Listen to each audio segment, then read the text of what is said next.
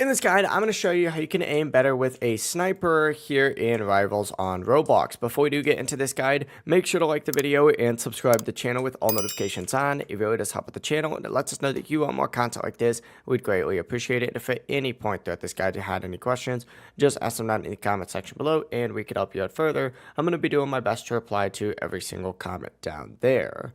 Now, the first thing you want to do is fix your sensitivity settings. To do this, just go to settings just like so. And what you need to do is keep your ADS sensitivity low. You don't want this up too high, otherwise it's going to mess with your game. You want it only around like 1 or slightly higher. Also keep your vertical and horizontal sensitivity balanced so that your aim feels smooth and controlled.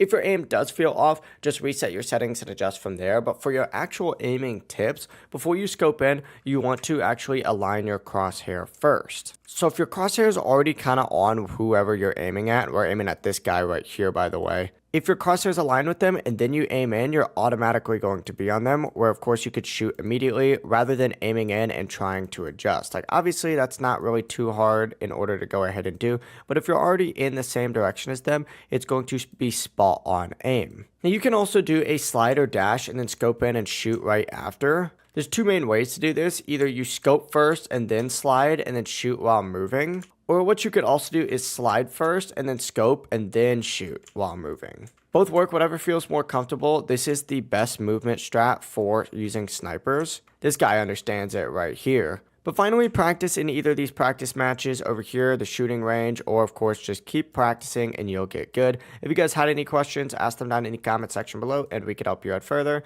I'm going to be doing my best to reply to every single comment down there. Before you do leave this guide, make sure to like the video and subscribe to the channel with all notifications on. It really does help us out and lets us know that you want more content like this. We'd greatly appreciate it. Have a great rest of your day though.